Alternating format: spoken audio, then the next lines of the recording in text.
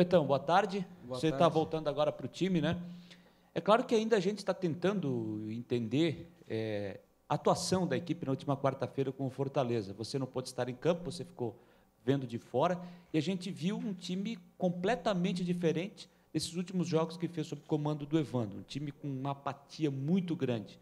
E depois da coletiva, o Evandro citou que ia conversar com o grupo ontem à tarde para tentar também entender tudo o que aconteceu. O senhor poderia falar sobre isso? Análise perfeita. Partida feita, eu pude assistir, muito abaixo do que a gente vinha fazendo.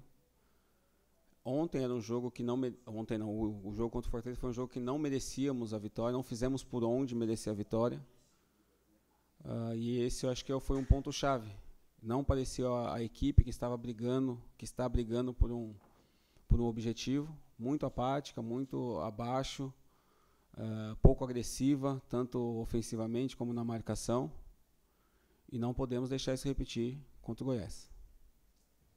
Então, o Evandro até não comentou sobre o assunto, mas ficou a impressão que alguns jogadores não estavam empolgados com o jogo, meio que fazendo corpo mole, até forçando cartões ali que não tinham necessidade. Você chegou a ter essa noção também assistindo o jogo? E se isso, né, já foi conversado com o grupo? Não. Assim, eu vou ser bem sincero para você. Eu nunca ouvi dos grupos que eu participei, não digo no Avaí, de jogador que faz corpo mole, assim, nunca participei, pode ser que aconteça, mas eu nunca participei disso e nunca ouvi falar.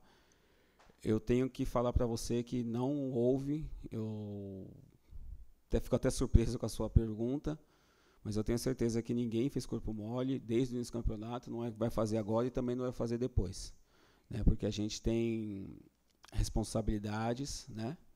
Independente se as coisas dão certo ou não, a gente tem responsabilidade, a gente tem consciência daquilo que a gente representa.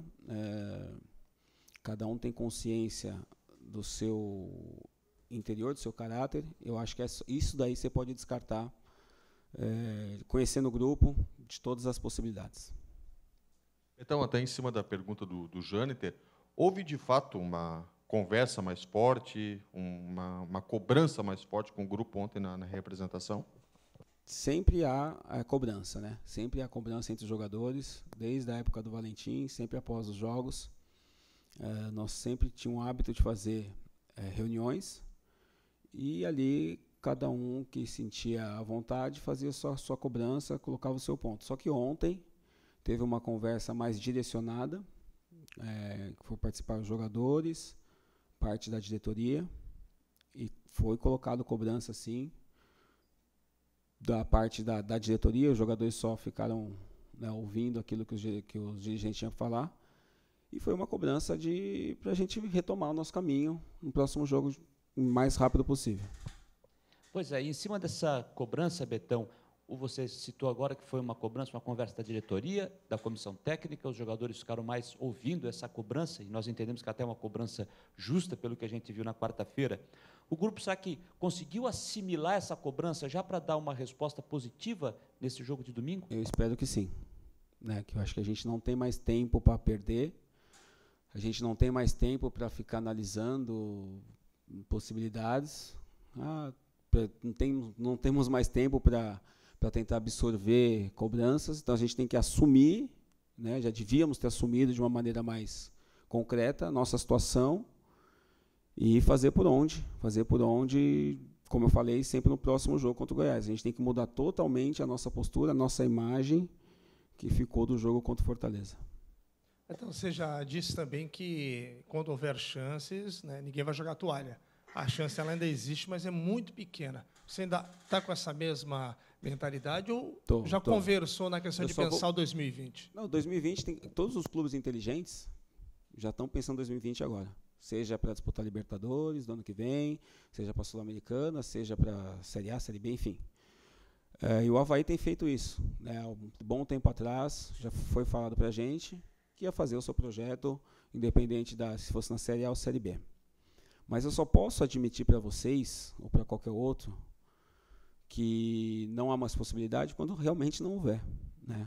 Eu sou uma pessoa assim, que enquanto tiver chance, eu vou buscar. Ah, mas é difícil, cara, vocês não vão ao retrospecto de vocês, olha o que vocês fizeram até agora, olha a distância que está do... Cara, mas e aí? Eu vou lutar. Quem quiser acreditar, que acredite, não vou falar assim, quem não estiver acreditando, não vou recriminar a pessoa porque não acredita, é a opinião dela. E essa é a minha opinião. De continuar lutando, trabalhando, batalhando, para que as coisas aconteçam. Se caso não acontecer, eu fiz o meu melhor. Tá? Eu posso ficar com a minha consciência tranquila, que eu fiz o meu máximo, errei, não errei, mas eu fiz sempre o meu melhor. Acho que esse é o pensamento que nós jogadores temos que ter. Trabalhar em cima da possibilidade. Se conseguiu lá na frente, cara, você fica tranquilo que você fez o que você pôde. Se você não conseguiu, vamos tocar a vida. Eu não tenho certeza a respeito dos números de orçamento, né, dessas equipes que estão na luta contra o rebaixamento, mas imagino que o mais parecido com o Avaí seja, de fato, o CSA, que vem subindo de divisão desde a 4ª até chegar agora, em 2019, na 1ª divisão. Tem um significado o fato do CSA ter 12 pontos a mais que o Avaí, Betão? As vitórias que eles conseguiram que nós não conseguimos. Acho que é básico. É básico. Eles conseguiram vitórias a mais que a gente. Estão lutando, fazendo os pontos em casa, que a gente não vem fazendo. Acho que não tem muito critério a se analisar. Eles conseguiram as vitórias, nós tivemos as possibilidades de vitórias, não conseguimos. Acho que não tem muita coisa a se avaliar. Acho que é bem direto. Eles venceram mais que a gente.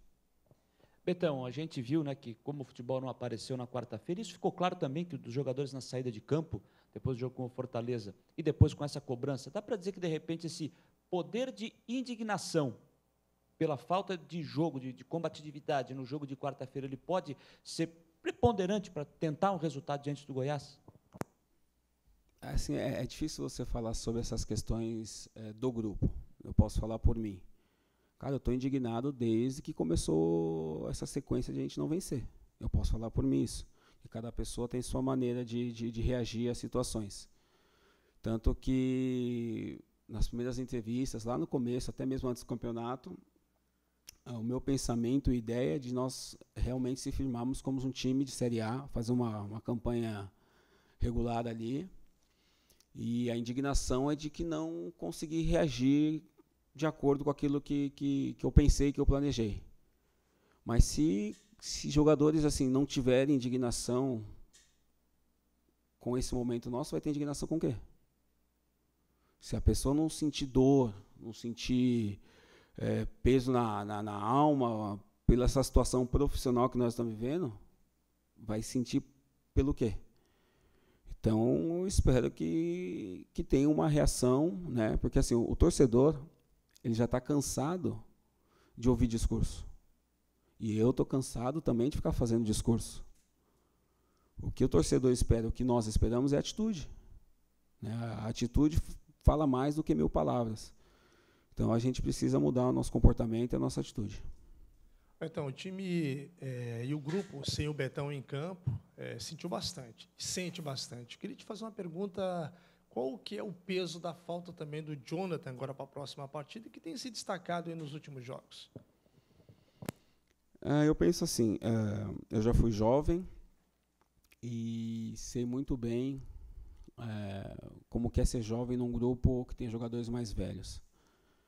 A gente não pode direcionar, primeiramente, a responsabilidade para um menino de 18 a 19 anos. Primeiro que ele está em idade de formação, né? Primeiro que ele não tem ainda a noção exata do que é jogar uma Série A, de ter essa responsabilidade. Então, isso eu digo, serve como para o Jonathan, serve de repente para o Caio, serve para o Igor Goulart. A gente não pode jogar esse peso para eles. E nem nós, como jogadores, devemos sentir a ausência deles assim, putz, o Jonathan não está aí agora. Apesar de ser um jogador que está em crescimento, que está em evolução, que fez as jogadas mais promissoras, nossa, vamos dizer assim. Então, o Evandro ele vai ter que mexer no time, arrumar um jogador de características parecidas com a dele, se é a ideia dele. Mas não, assim, não podemos jogar... o Jonathan não está, agora acabou. O Jonathan fica desesperado. Não, é um menino que tem o que crescer e eu tenho certeza que tem jogadores que o Evandro vai colocar no lugar para tentar fazer a função. Então, como é que tem sido a experiência de vocês, jogadores, tendo a figura do Marquinhos Santos no momento tão delicado como cara do futebol? Eu te pergunto isso porque a gente não tem tido um contato, ao menos em entrevistas com ele, mas a gente sabe o quanto ele é ativo no dia a dia, está presente acompanhando o trabalho de vocês. O Marquinhos está aprendendo na função, né? Às vezes as pessoas cobram ele de uma coisa que talvez ele não tenha a experiência necessária da função. Então as pessoas cobram o Marquinhos como se fosse o Marquinhos jogador e as pessoas misturam um pouco as coisas. E isso é ruim para ele, é ruim para o clube, porque queira ou não queira as pessoas acabam misturando o ídolo Marquinhos com o Marquinhos diretor. E como as coisas não aconteceram do jeito que esperava, daí já prejudicam a imagem dele. Que o Marquinhos não sabe nada, ele tá aprendendo na profissão, na função nova. Então isso requer tempo. Ele pegou o time numa situação um pouco difícil já. Mas ele é um cara bastante experiente, cascudo também, né? Mesmo diante dessa pressão toda que ele está sentindo, que eu tenho certeza que ele está muito chateado, porque todo mundo conhece o Marquinhos como não só quando ele é jogador, não só como jogador, mas como torcedor, e agora ele está nessa transição de diretor, torcedor e tal, é tudo uma experiência nova. Eu acho que as pessoas deveriam ter um pouco mais de paciência, até que ele evolua na função, até que ele tenha total autonomia, né? O dia que ele vier para vocês aqui, olha, gente, a função é minha, agora eu toco. Eu que planejei, eu que fiz, aí, né, se pode ter uma cobrança desse jeito. Mas, por enquanto, ele está se adaptando, o primeiro semestre dele na função. Eu acho que as pessoas deveriam olhar isso com maior carinho, né? Acho que de vez tacar tanta pedra nele, acho que devia ajudar, incentivar ele, porque eu tenho certeza que ele ama o Avaí, ele vai fazer de tudo para que o Avaí cresça mais e mais, ele vai dar o seu máximo, ele vai se dedicar 24 horas pelo Avaí, se ele for realmente efetivado na função, e todo mundo vai ter a ganhar com isso. Agora, se ficar aquela coisa de que não serve, que não sabe, que não dá, tem que ser outro, aí acho que todo mundo sai perdendo. Então, nessa linha de profissionais experientes no futebol, você é um deles, né? Você está fechando aí a terceira temporada e meia aqui no Avaí, você chegou no meio de 2016, já viveu acesso, já viveu rebaixamento, conquista de título de campeonato catarinense, já conhece bem essa história do Avaí. Qual a experiência que você tem no futebol, você que também já esteve no exterior, conhece bem esse mundo, e tem contrato até o ano que vem, como você já nos disse, como é que você pretende ajudar o Avaí, independente do que vai acontecer no fim do ano, com Série A ou Série B, daquilo que vai acontecer, como é que você, ainda como jogador, pode, de repente, ajudar a diretoria, ajudar o clube, o time, pensando na próxima temporada? Repito, independente daquilo que vai acontecer. Vou falar primeiro em campo e depois fora. Em campo, assim, fisicamente eu estou muito bem. Não penso ainda em aposentadoria. O ano que vem, com certeza, não vai ser minha aposentadoria. Se o Avaí pretender renovar, estender, vou ficar muito feliz com isso, porque eu já deixei bem claro para todos. Hoje eu não me vejo vestindo outra camisa, assim, me vejo encerrando aqui daqui a algum tempo. Eu acho que fisicamente, tecnicamente e psicologicamente eu estou muito bem ainda e posso ajudar em campo. Fora de campo, a gente tem a vivência de ter trabalhado em times maiores do Brasil, ter trabalhado em times grandes na Europa e ter trabalhado em times menores da Europa, e eu sou muito observador, né? Sou muito observador. Então, eu pude aprender muito a maneira do clube grande, que eu digo é o Dínamo, a maneira como eles gerem o clube, e do clube menor, que foi o Evian, a maneira que gere o clube. Então, a gente acaba pegando conhecimentos, né, por observar comportamentos, projetos, atitudes, enfim, né, um pouquinho de cada um, gestão, de marketing, a gente vê as coisas que deram certo e que não são coisas tão difíceis assim de se fazer. É claro que hoje eu sou jogador, eu não me meto na parte de direção, não me meto na parte de gestão.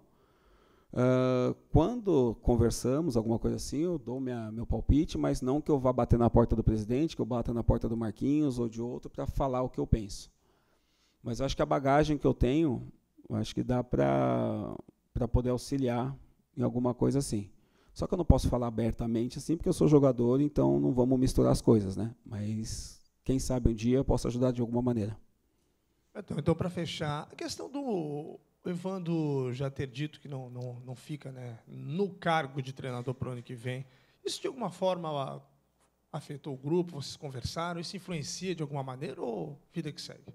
Não, porque não é a primeira vez que acontece essa situação com o Evandro, né? Para a gente que está aqui há mais tempo, já teve a questão do Evandro, acho que em 2016, quando eu cheguei, né? Acho que no 17 também aconteceu dele assumir na troca de treinador. Então não afeta. E a gente sabe que o Evandro ele é um profissional do clube, né? O contrato dele é com o clube. Tem feito o seu máximo, tem se doado ao máximo. Não sei se vocês conseguem acompanhar muito o treinamento, que a gente está fazendo muito treino fechado. Mas o Evandro tem se dedicado, ele tem se dedicado, tem se esforçado.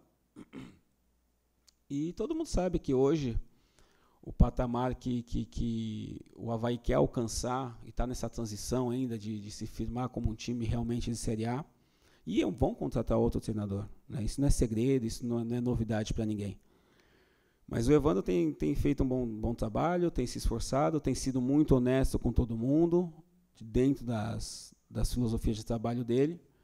E eu tenho certeza que quem chegar, né, se é esse ano ainda, se vai ser em janeiro, não sei, mas vai pegar um grupo que bem consciente em questão de trabalho. Valeu, gente.